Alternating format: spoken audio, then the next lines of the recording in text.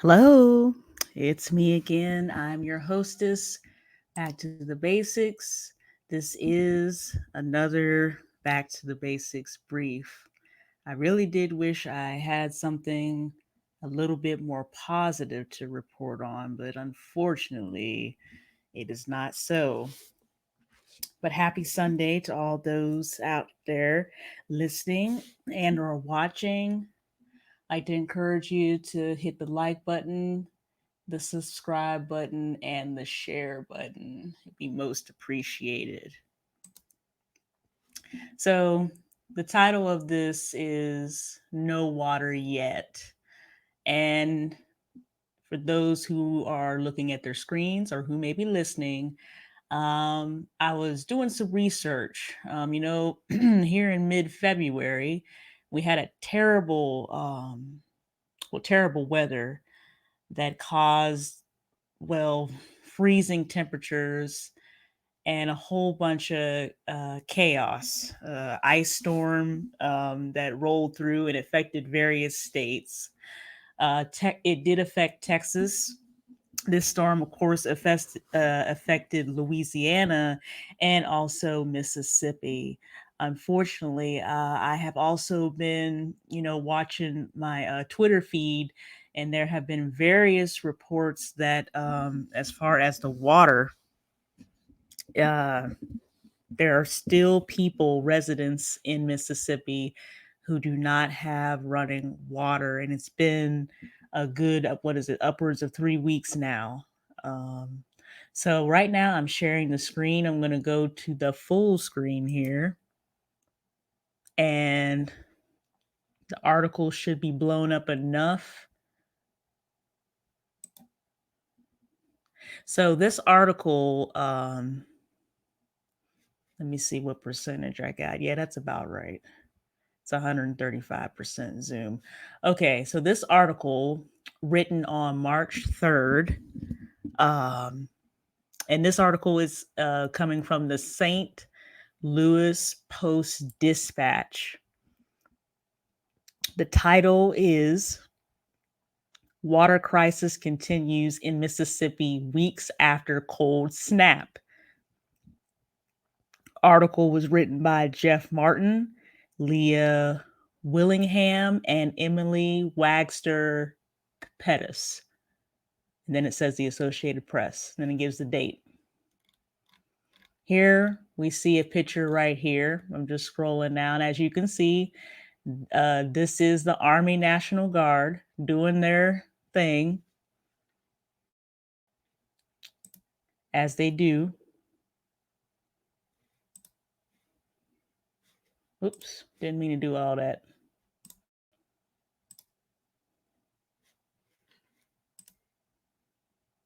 Let me run a banner because of the situation that I do have here. Let me take that off of there. That one thing. There we go. Trying to hide that. There we go. None of my statements are endorsed by the United States Army, Department of Defense, and or any other military branch, element, or government entity.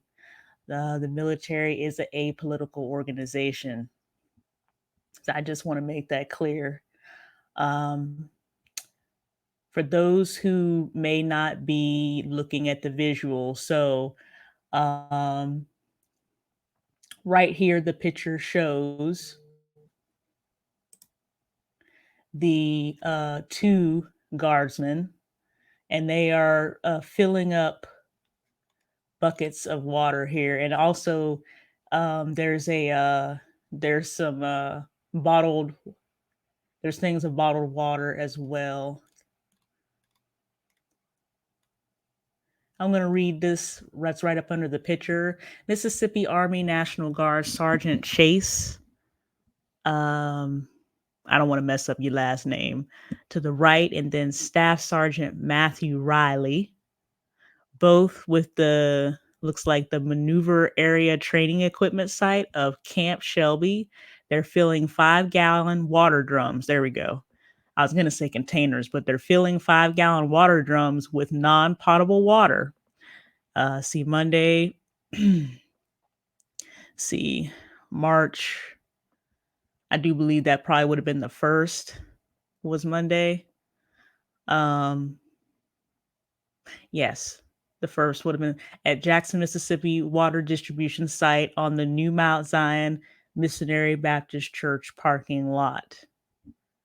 Water for flushing toilets was being distributed at 7 sites in Mississippi's capital city, more than 10 days after winter storms wreaked havoc on the city's water system, because the system is still struggling to maintain consistent water pressure, authorities said. Now, again,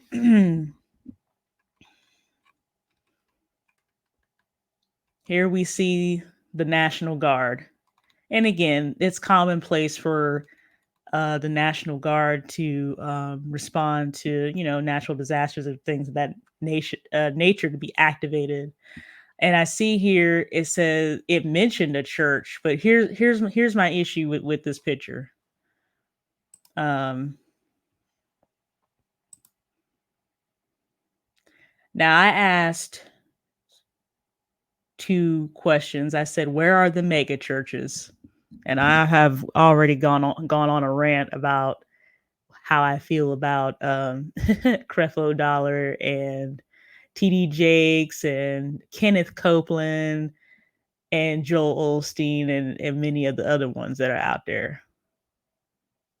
Because, like I said, when Hurricane Harvey rolled through there, Joel Osteen didn't open his church, but yet he loves God so much. But that's a whole nother stream that I did, season 2, episode 19. If you want to check that out.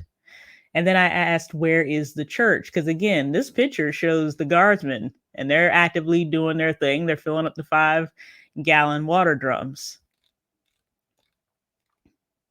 And then I just put the last quote I just put was, religion is a scam. That's why whenever I hear people say, I'm not going to church, or, or they, they practice spirituality. Well, that's, it doesn't really bother me, because I've seen where, I understand why people would be turned off by that, because they're like, oh yeah, church, it would be easy for people to say, well, if you just be a pastor, you only had to work like maybe like a couple of days out of the week, and you'll get a full salary, and blase blase and blase blase. So I understand that. I don't I got thick skin. And it just had to be a missionary Baptist church at that. That's all I'm saying. It just had to be a New Mount. You see this? A New Mount Zion Missionary Baptist Church. Okay, I see the guards out there, but where are the members out there volunteering? You see what I'm saying? Where are they at? And I know somebody gonna be like, well, they could have been out there. Okay, but I'm just saying. I don't know, yeah. But anyway, not trying to turn this into a religious bash, because that's all that is. Even the word Baptist, I mean, that's a denomination. Anybody who really studies the Bible, there is no denominations. Those are man-made. And that's why, again, like as I stated before, I understand why certain people don't even go to church.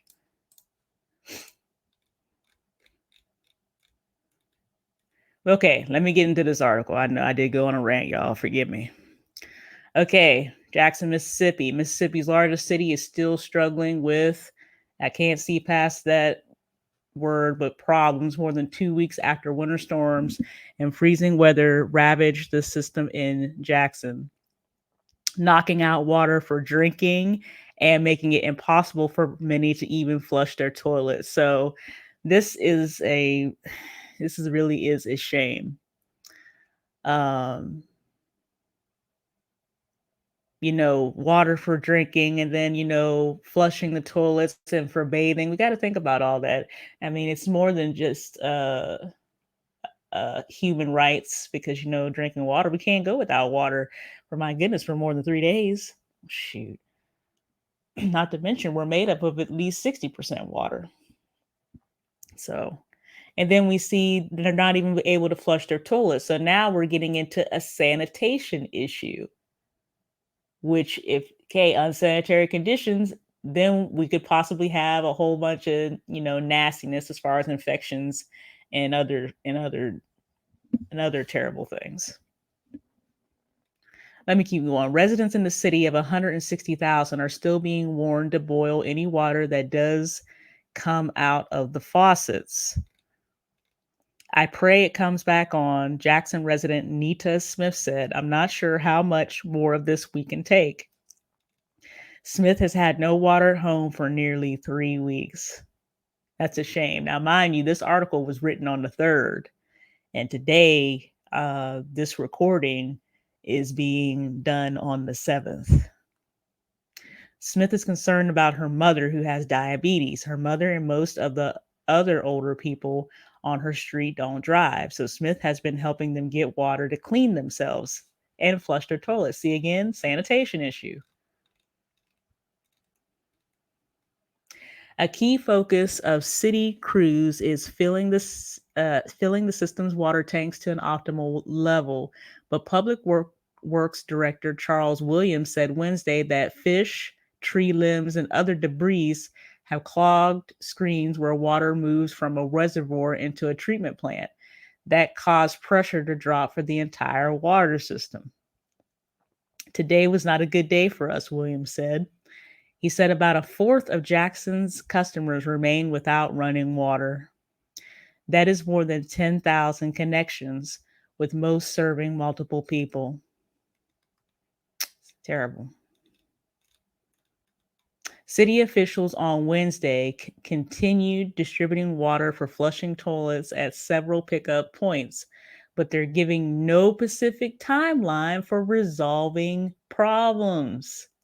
Workers continue to fix dozens of water main breaks and leaks. So I put here, this is just a note, no timeline. A person can only go without water for 3 days, as I stated earlier. The crisis has taken a toll on businesses. Jeff Good is co-owner of 3 Jackson restaurants, and 2 of them remain closed Wednesday. In a Facebook update, Good said the businesses have insurance, but he's concerned about his employees. We will not be financially ruined, Good wrote. The spirits of our team, I'm going to think that's the word, is my biggest concern. A true malaise and depression is setting in. And see, that's not good. It's the words that Mr. Good said. Depression, malaise, that's not good. But again, he's concerned more about his employees than, his own business. Mississippi's capital city is not alone in water problems. More than 2 weeks have passed since the cold wave shut down the main power grid in Texas, leaving millions in freezing homes, causing about 50 deaths, and disabling thousands of public water systems serving those millions. I am going to go on a little bit of a rant here because there were some disparaging remarks made by a certain mayor, and all I'm going to, who again resigned or whatever, he left his post or whatever. The fact of the matter is blaming people, it says causing about 50 deaths. Those 50 deaths could have been preventable.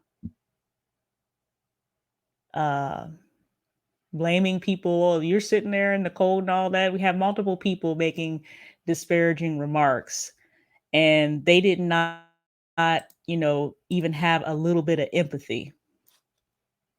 Not even a little bit. Because they failed to even put in a PACE plan. You see this? Now I'm showing this here. It's PACE, and it's an acronym that is primary, alternate, contingency, and emergency, and it's planning. Now, for those who are watching, it says PACE plan in business planning, but this is something that you can use for anything. It's not just for business planning, it's for planning anything.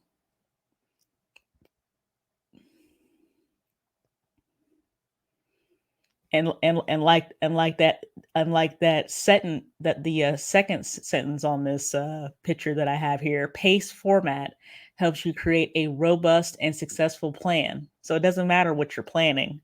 If you have a primary, okay, a primary plan, you got a backup, then you have something in between that, and then you have that last, that emergency plan, where like, listen, if all else fails, this is the fourth and final option. But unfortunately for Texas, that didn't occur. And unfortunately, we had, 50 people um, transition, about 50 people, it says, which again is a shame. My thoughts, my prayers, my condolences go out to the family of those people who, you know, unfortunately lost their life over there. It really is a shame. Um, but again, it just shows you how certain people, there continues to be a lack of empathy, and then we see certain people who want to blame another party. It doesn't matter, because I'm not really, I'm a independent. I'm done with the Democratic Party. Been done. As far as the Republican Party, no, neither party seems to be uh it seems to be having their stuff together. Let me get back to the article though. Four public water systems in Texas remained out of commission Wednesday, affecting 456 customers. 225 systems still have 135,299 customers boiling their tap water. That's over 100,000 people who are boiling their tap water. According to the Texas Commission on Environmental Quality, also 208 of the state's 254 counties are still reporting public water system issues. And this is all happening in Texas.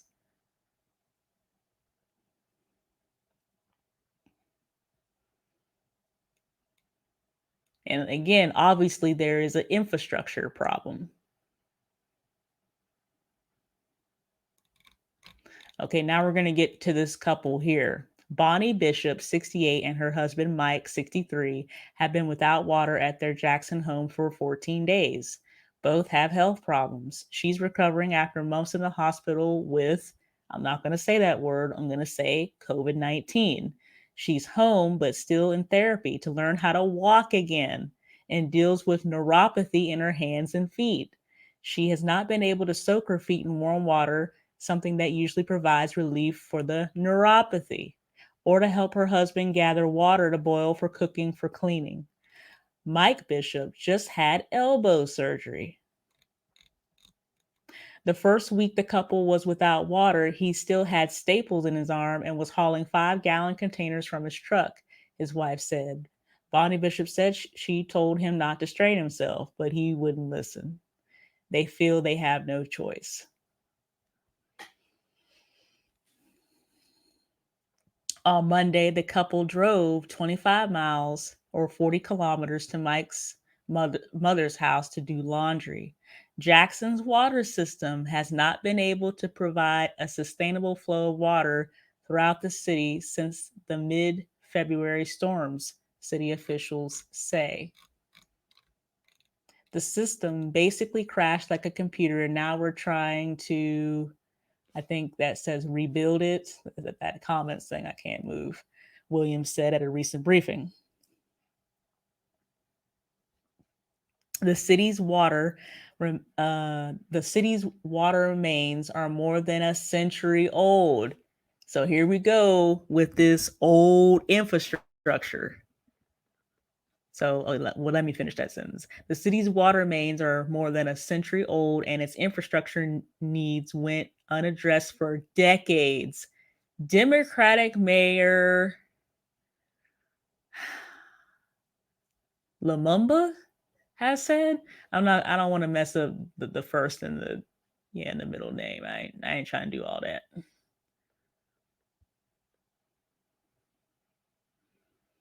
So we got stuff more than a century old and nothing has been addressed for decades. So that was just a recipe waiting for disaster. We more than likely have more than a $2 billion issue with our infrastructure. Oh, great, he said.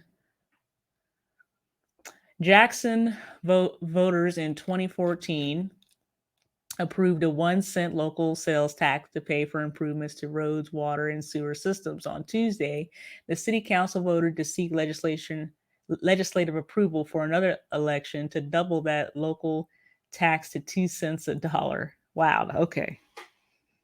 I don't know how much difference that's going to make, but okay, you just said 2 billion in more than a $2 billion issue. Okay. Republican Governor Tate Reeves would have to agree.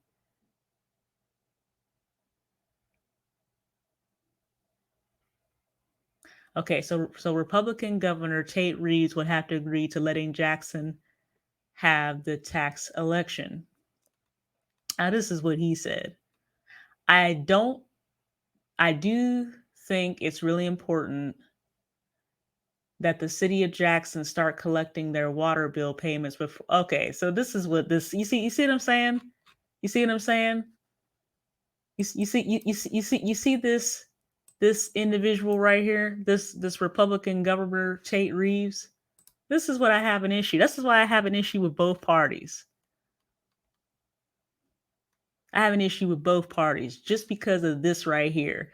I do think it's really important that the city of Jackson start collecting their water bill payments before they start going and asking everyone else to pony up more money, Reeves said Tuesday. So again, so forget about the people over there who haven't had water for like, okay, so this couple that we just talked about hadn't had it for 2 weeks, and then Miss Nita Smith, she hadn't had it for almost 3 weeks. And mind you, this article was written on the 3rd.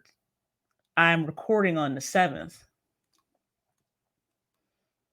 But you see, no empathy. This lack of empathy that these politicians have.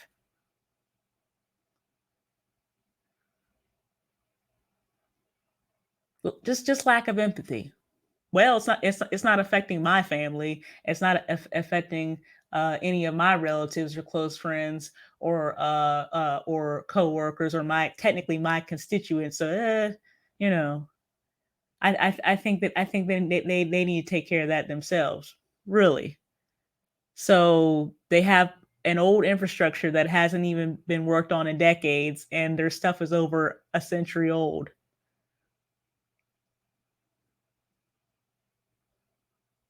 Hmm.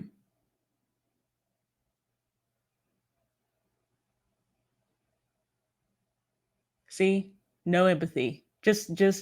Oh well, just fluff. Well, I think I think they need to pull themselves up by their own bootstraps and get that together. Then over there, well, I guess they would have. This has been going on for decades, so Jackson has had problems for years with its water billing system and with the quality of water. Oh, see, so but see, this individual only worry about money.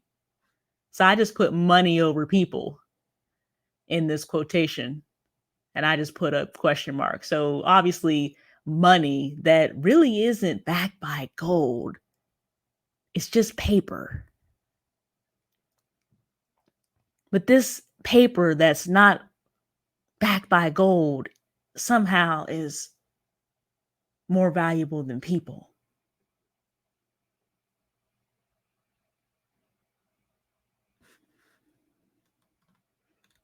So now getting back to this last sentence, I'm going to read this sentence one more time just for emphasis. Jackson has had problems for years with this water billing system and with the quality of water. So it's not just the billing system, it's the quality of water. Ferguson, anyone? Flint, Michigan, anyone? Hmm. Quality of water.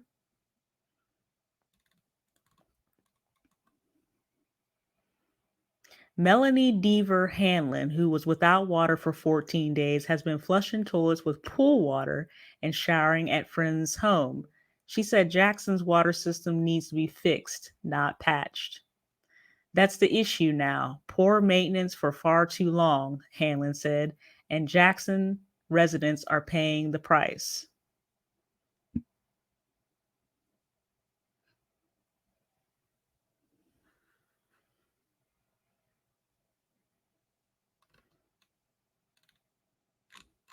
Is that the end of the article? That is the end of the article. I will also read that last part. Associated Press writer Terry Wallace contributed from Dallas, Texas, and Martin, the one of the authors of this article, his name was Jeff Martin, reported from Marietta, Georgia. You see, this is a resident. You see, of them, she's like, this has been going on. It needs to be fixed, not patched. It just shows the lack of empathy. And this isn't, you know what I'm saying, to take away from what happened in Texas. By no means. The people lost their lives. It was terrible, terrible what happened in Texas. But then now, Mississippi was also affected. So was Louisiana. But 3 weeks and you don't even have water. The National Guard is out there.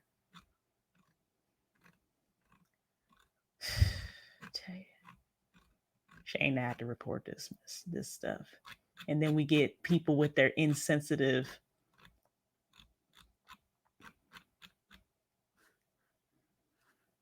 this piece of trash. This Governor Tate Reeves, this piece of trash. That's exactly what it is. No empathy. No empathy. I don't care if he is a Republican. He could have been an independent or a Democrat. I still would have said he's trash. I don't care about that, about political party. People are hurting and you care more about collecting on a water bill. What about the system, the billing system and the quality of water that they're even getting over there? Didn't even mention that. They'll ask everybody else to pony up more money. Yeah, okay.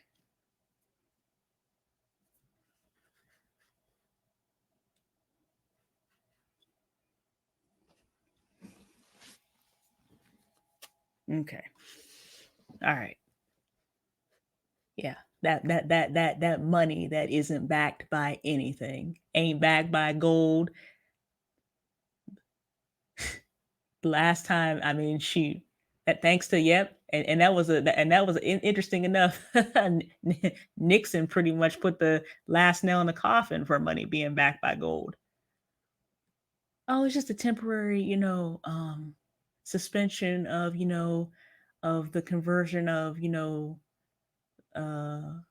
people for people to exchange gold for their dollar. Yeah, that wasn't temporary. It ended up being permanent. Your money isn't backed by anything. The petro dollar, the fiat currency, hey, think for yourself. And these people, it's just like, just no empathy at all. Like, what if that was your kinfolk down there, your people down there just suffering like that? You still would have the same mindset?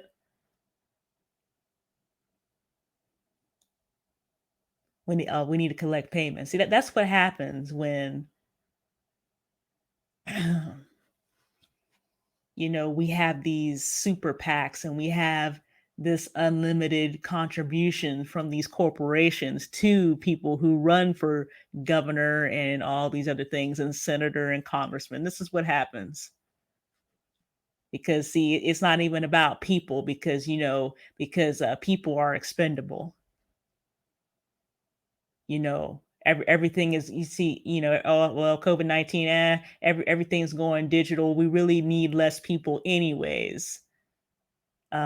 We have automation, we have AI, right? We have artificial intelligence, we got virtual reality, we got AR, we got all this highly sophisticated CGI and green screens and everything else. So we really don't need people.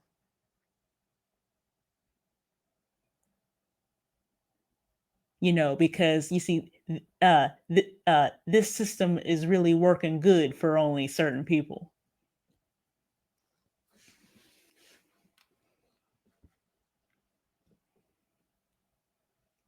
But anyway, yeah, that's what I had to report. I am going to stop sharing the screen.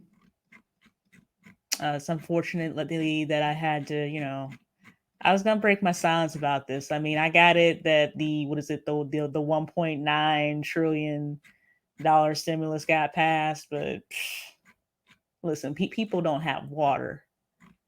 You can't live without water. And I got it. People are like, well, money, I got that, but that money, that paper ain't even backed by gold.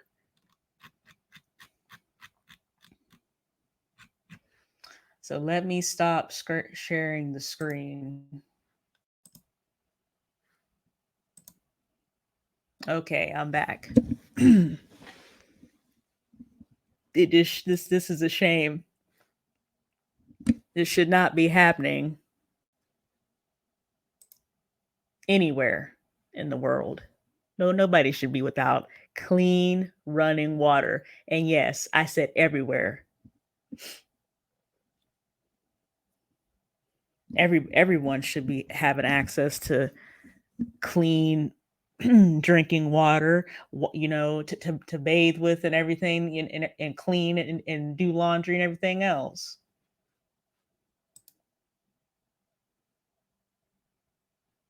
Really is a shame. I am going to start sharing another screen. That's why I am rambling just a little bit.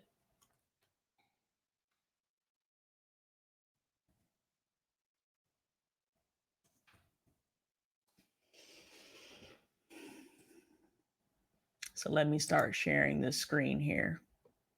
Let me take off what I have here. I have a picture of, there's a couple water drops, and there's multiple hands holding out pots, bowls, and a couple people are holding out cups. But let me share this screen here.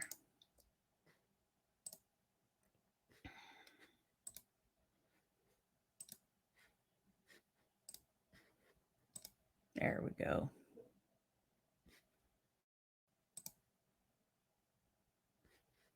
Let me take that off of there so you can actually see what screen. I'm going to blow this up a little bit because I don't want anybody to be. So let me blow this up. I'm going to blow this up to about, there we go. I want y'all to be able to see this. There you go. I know that's big enough for everybody to see. I don't want people straining their eyes. So I'm on, Bing.com. I'm doing a search on Jackson, Mississippi right now.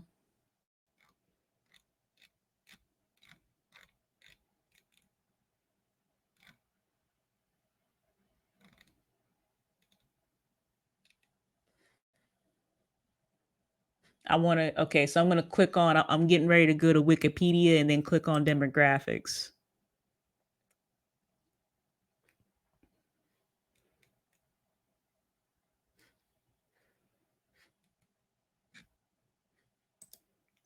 Let me just click on the link here.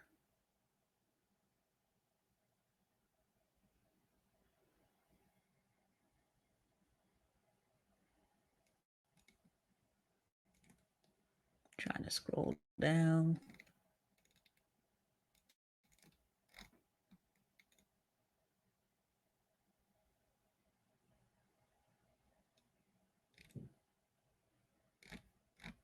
Okay, I'm trying to find the demographics right now. I understand that there was a historically large Native American, or should I say Aboriginal people. The Choctaw Nation, is that how you pronounce that? Forgive me now. I'm not trying to mispronounce this on purpose.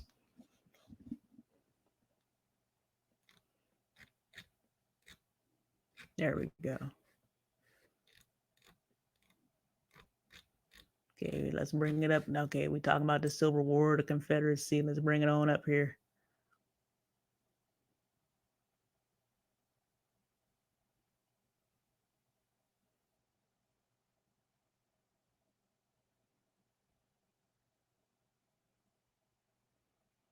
Natural gas fields. Okay.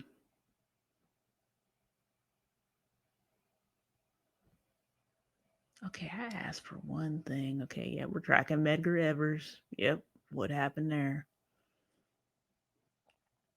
And his terrible, lynching or assassination, however you want to call it.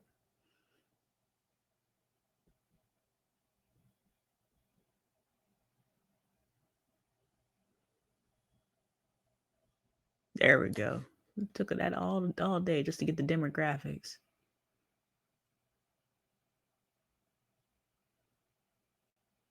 Where's the census? Okay, here we go. See, this is the paragraph. Forgive me, y'all. So this right here. Well, not that footnote. Oh, okay. I clicked on a footnote. Let me go back here. There we go.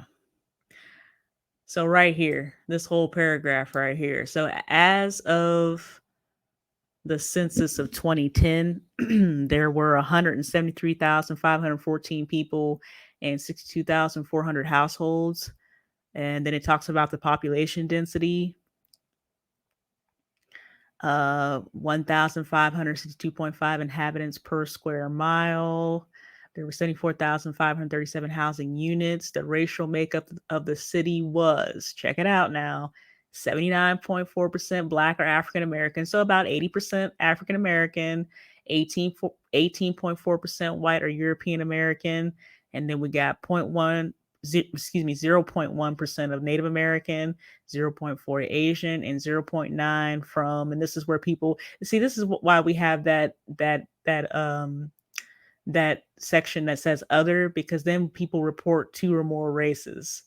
So we have 0.9% from 2 or more races, and then 1.6% of the population were Hispanic or Latino of any race. Okay.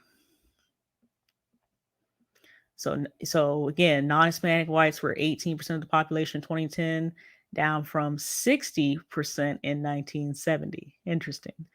So again, we're talking about a city that is predominantly about 80% Black African American or people of African descent. Or Aboriginal, because shoot, some of us were already here. Certain ones. So I just wanted to make sure. Oh wait, was y'all able to see that? Here, let me blow that up just a little bit. So y'all probably wasn't even able to see what I just read. But the demographics, whoa. Had to wait for that to come up. But right here, this footnote, like right, hold on here. Okay, I didn't want that to do that. There we go. So this paragraph right here was what I had read. I know y'all can see that now because I had to blow that up. Y'all can't be straining your eyes. That's not what we're trying to do here. But as you can see, just looking at the numbers, I'm not going to reread that. Again, about 80% Black, and then again about 18% white European, and then it breaks down the demographics for Native American, Asian, and the people who would be like that other option that says other, because again they report 2 or more races. So that is the demographics of Jackson, Mississippi, and that again was as of 2010.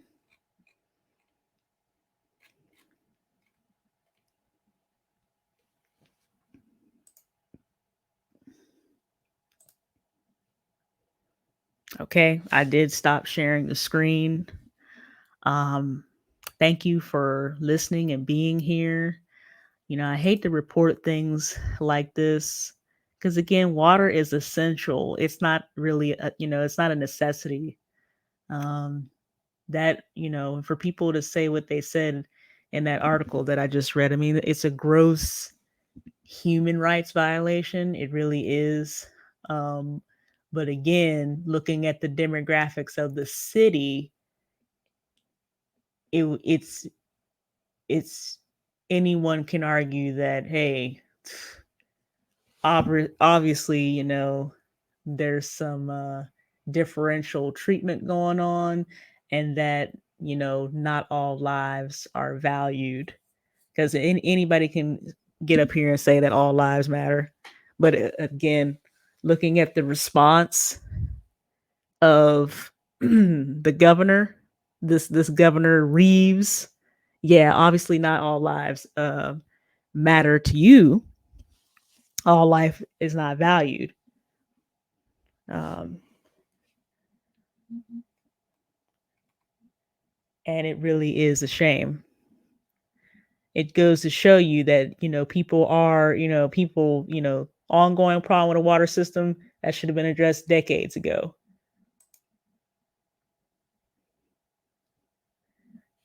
Just keep your eyes peeled for more shenanigans.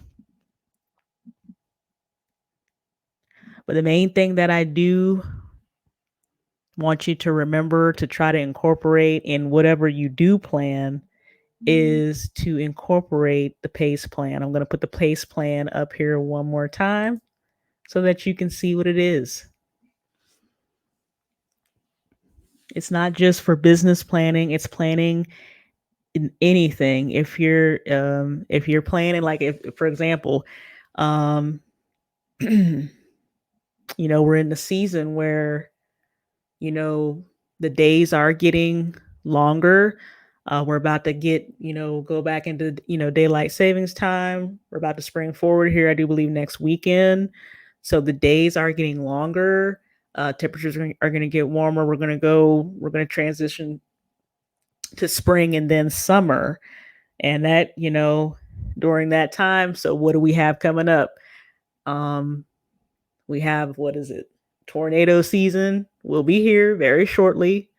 Hurricane season will start up too. So that, and in certain parts of the country where there is a drought, you have fires. So whatever you are planning, whether if it could be like an escape planning route for if a fire breaks out, you need to make sure you cover everything in PACE. Everything as far as what different routes you'll use to get out, where to meet up and get accountability of everybody, get account of everybody, and everything.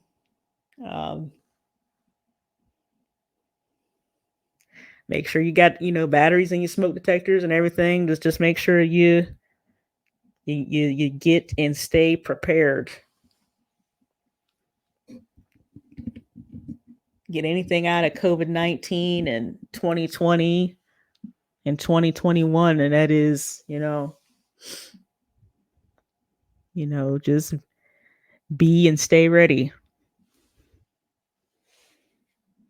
I know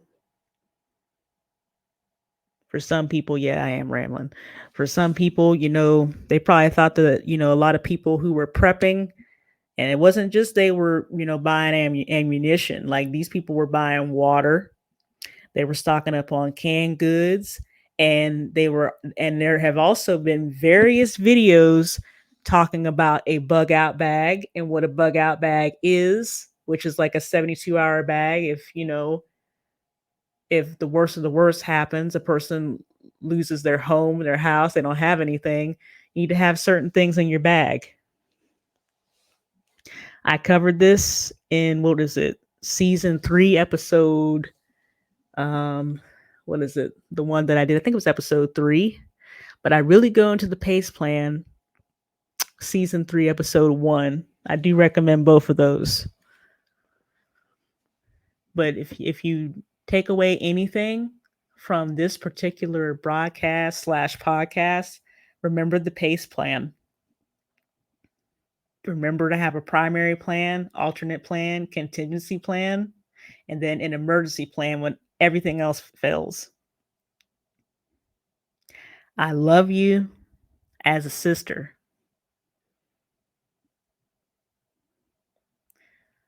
Um, this was a little difficult to report on, people without water, but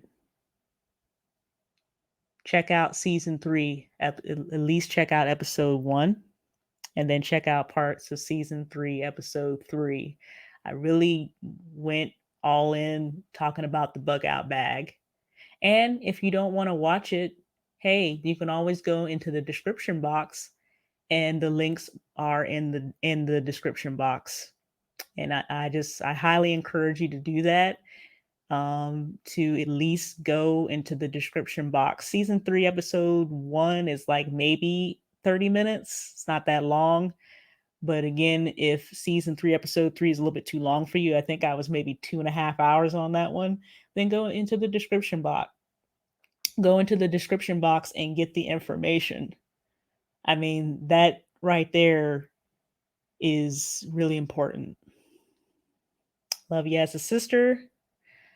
Um, be safe out there. Happy Sunday to you. Continue to enjoy your day. Um,